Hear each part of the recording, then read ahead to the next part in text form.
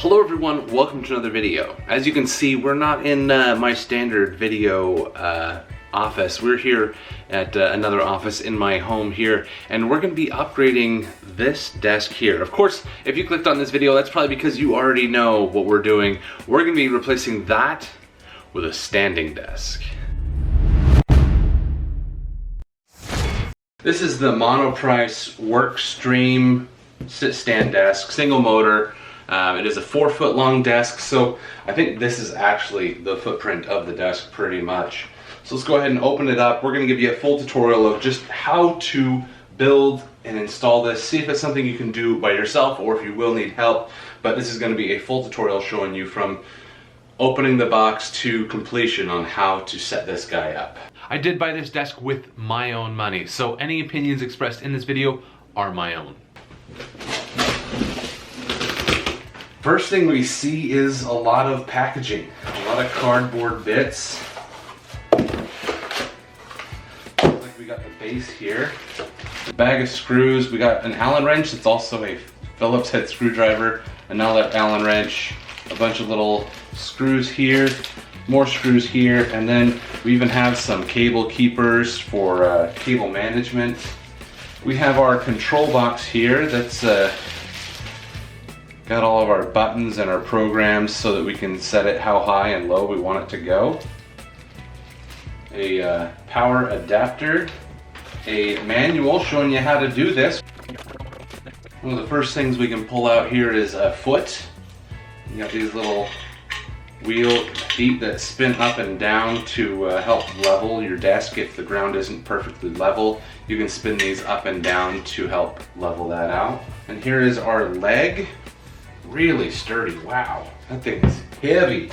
Honestly, this looks like it might be really easy to assemble the more I unbox it here. We got the opposite leg, the opposite foot with the spinning pads, and then underneath all of this is the desk itself. You can see here we have our motor that will adjust the height of the desk itself by spinning these this bar and sprocket, whatever you want to call that. And then we have our desk top here. We went with the solid black for this desk. Step one is we have our little plastic bracket here with a hole, and this part of the foot here will go into it. And you can see these hooks here, they'll actually hook onto these two screws that have already been installed. So we'll start by bringing it in here like this, spin it around a little bit until it lines up and goes in. And just like that, and then we'll tighten these down and then add the two screws that go there. So the screws that are gonna go here are the ones with the letter A, and then the driver or the Allen wrench you're gonna wanna use is letter C. So we want A and C for our first step.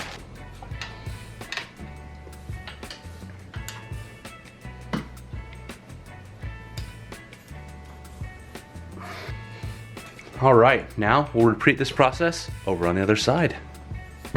There we go. Locked in.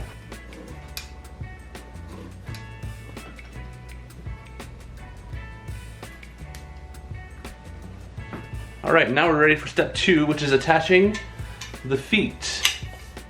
And then the feet are attached using the screws from packet B. We'll use the same letter C tool here, and then the letter B screws will go in for the feet.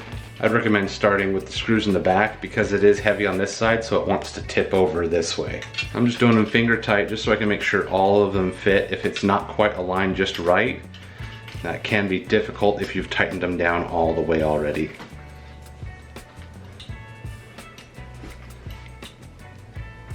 All right, that foot's done. Let's go over the other side.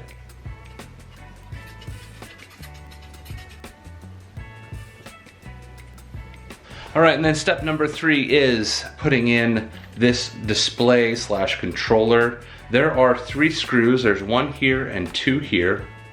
And then this is only able to go right here. There are pre-drilled holes for it to go here.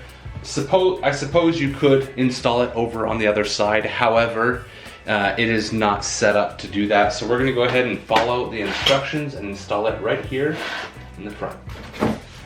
If you're assembling yours in the box like I am, you're gonna wanna remove these pieces of cardboard in the corner so that you can actually mount this right here.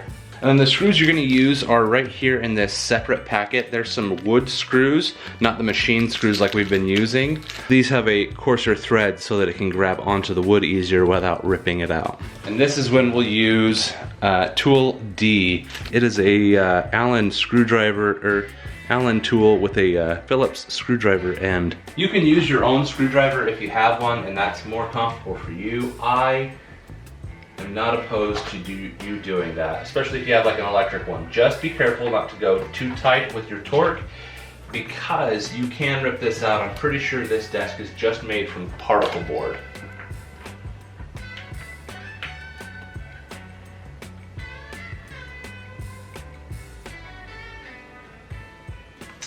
All right, the fifth and final step is gonna be connecting all of your power cords and electrical connectors.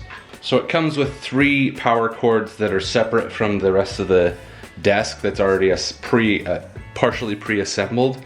So these pieces here, we have a power cord that will go to our power adapter. We have just an empty hole there. We'll just plug that in. And then we have this little extension bit with an exposed silver plug, and then we have this one here with these 2 ends. And you'll plug them in here. And you can see it's got a couple of ears on the edge of that.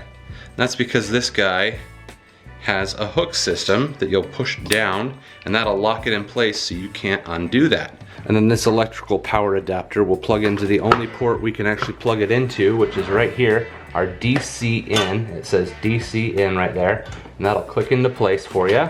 And next, we'll go ahead and pull the tape off of our motor here. I hate this tape, the fiber tape. And then the motor will plug into the port next to it, which is gonna be labeled M1. And then we got our little tab. You want that facing down or up in this case where our desk is upside down so that you can actually access that. And now it's all about cable management. It also came with our cable management quick ties. So this is gonna be a double-sided sticky on one end here. And then on the back, you'll wrap your cables in this and then feed this through, kind of like a zip tie. And then this will latch onto these loops here to be able to tighten your cable down. One of the first things you can do to maintain your cables and whatnot is tuck away our power brick in this little adapter holder. It holds fairly firm. It does slide left and right. I'm not sure why, but it does. Okay, what I want to do is just that. We just put the cables here, manage all this. Just like that. Enough. There we go. Alright, got the first pipe. There we go. Give that push, wiggle. And that should hold in place. So now all those cables are managed. Now we just got to figure out where this guy's going. Now it's time to take this desk and move it out of the way. We're actually going to replace the desk that's our little folding table that's next to it with this desk. So we're basically just going to slide this over here, get rid of our folding table, and put our standing desk here.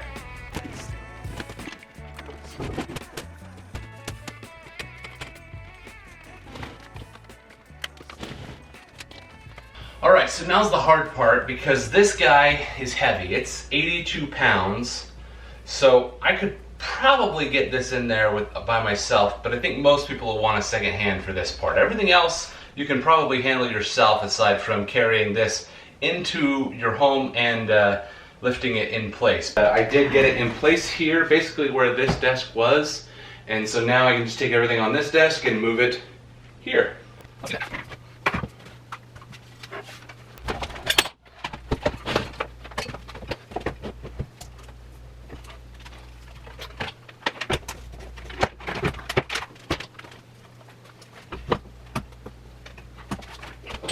Alright you guys, now it's time to figure out power management, figure out where this power cord goes, as well as all of the power to run all of our computers and monitors and things like that. So my home is a little odd and actually has an outlet right there on the wall, about, you know, chest height, oddly enough. I don't know why, but there it is. But also, we have an outlet right here underneath our window.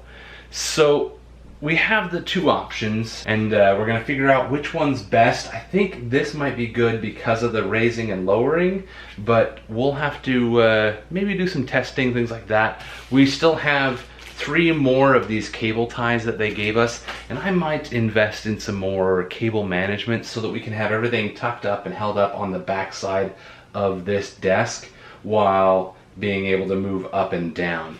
Oddly enough, I didn't realize it at the time, but a product I reviewed recently, that power strip that I reviewed, I think might be the ticket, because it has a low profile plug but also has like a longer cord, so it might work with either this one or this power outlet down here to be able to plug it in and then have all of our power run up to the desk, and then all of our electronics will just run to that extension cord. That way that cord can coil up and extend as needed and not have to worry about getting tangled, caught, unplugged, things like that when the desk moves up and down. So let's go ahead and start doing some testing, figuring out where everything needs to go. One of the really nice things they have here is this power cord that runs to the desk itself is really long.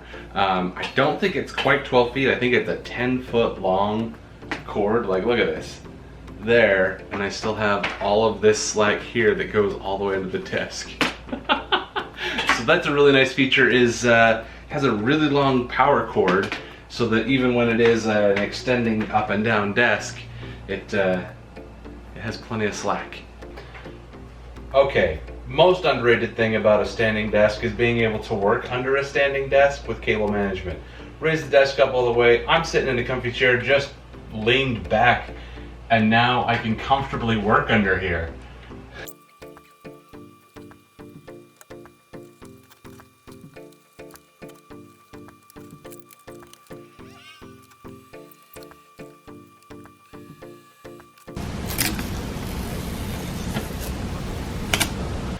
Alright, and so here is the new setup. One thing that has changed is I did put the power strip up here because she does use these ports for charging things like her phone or her mouse and her keyboard. So it's nice to just have a quick access to those right there. But otherwise, this is the new setup here. We've moved her old desk here. This desk is really nice. So when we want to stand up, we just go ahead and slide it out. And then you hit your preset number and it just goes right up. So it starts at about 28 inches, the standard like desk or table height, which is the exact same as this. And it goes all the way up to 48.4 inches of height. And for reference, I'm 6'1", and this is the height. It's almost above elbow height. So let's kind of go over the basic operations. So this is our control panel here. We have our up and our down button. Those you can manually raise and lower. And then we have 1, 2, 3, 4 for programming. So if you have up to like 4 different people that use your desk at home, or maybe you have 4 different positions for, like, if you're sitting, you're on like a different chair, like your taller chair that's more comfortable, or if you're standing, or if you're on your treadmill, if you got one of those fancy toys that maybe are balance toys. But anyway, to program them, what you'll do is you'll raise or lower the desk to the height you want. There we go. And then you'll press and hold the number, and it'll flash, and now it's saved. So if I hit 1, it goes all the way down to the base number here. One nice feature I can show you while it's going down is it has bump detection, so it'll actually stop and retract just a little bit in case it hits something. And there it is, 28.8 inches. And then if we want to go all the way to the top, I've got that programmed at the 4. I don't know if you can tell, but it is super quiet. Like, impressively quiet. Nobody's gonna hear that. Well, now that it's a good height, we can actually take you onto the undercarriage because it's really easy to access now.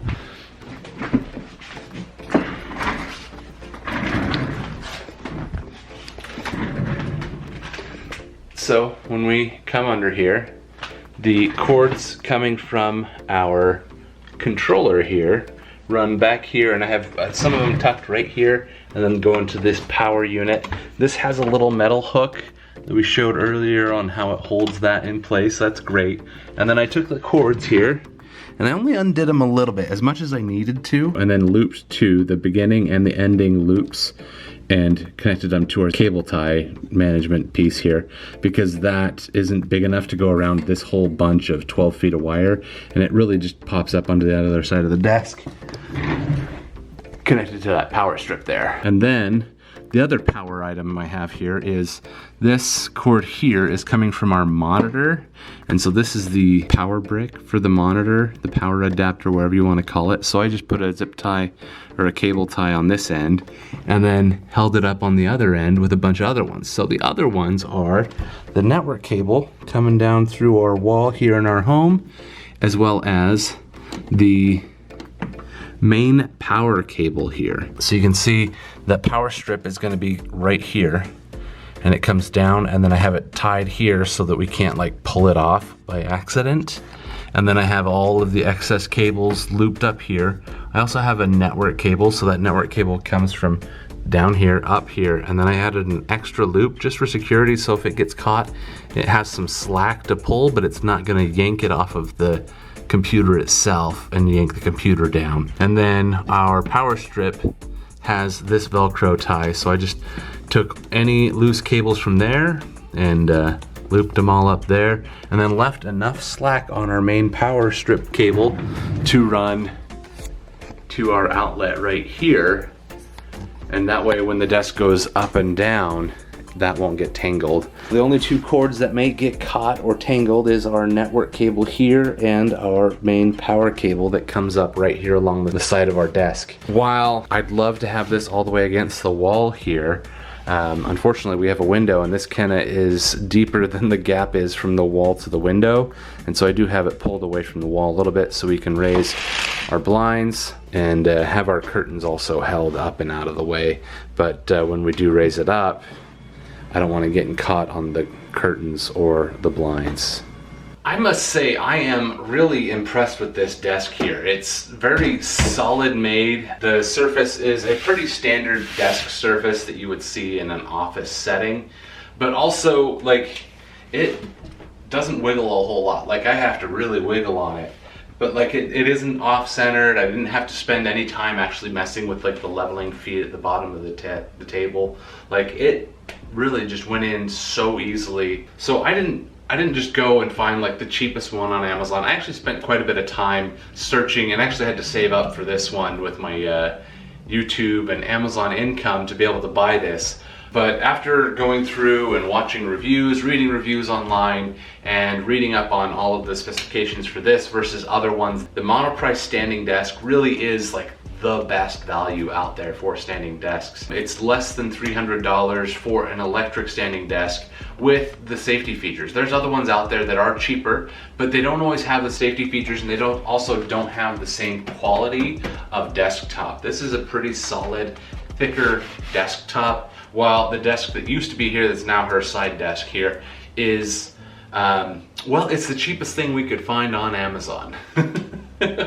While it isn't the cheapest desk out there, it is the best value in my opinion. It has the bump protection so that if perhaps it's getting caught while it's going down and it lifts up a foot, it knows and it'll stop. Or if it gets bumped going up, like something drops on it, it'll stop, it'll back up a little bit, just so it doesn't actually damage things, which I think is probably more valuable than I know yet. One other nice thing about this desk versus this other desk, while it is the same width, it is not nearly as deep. This is probably an extra 4 to 8 inches deeper, so it'll give you more space to work. So if you need to have post-it notes and things like that, you have room for those things. I think this is gonna be a better setup in the long run. All right, that's gonna do it for this video. Hopefully you appreciated the tutorial, and if you wanna get this desk for yourself, links will be down in the description below, as well as links to the old desk and the power strip that I mentioned. I am an Amazon affiliate, so using those links do help to support this channel with no additional cost to you. So go ahead and use those links to do your Amazon shopping from there to help support this channel.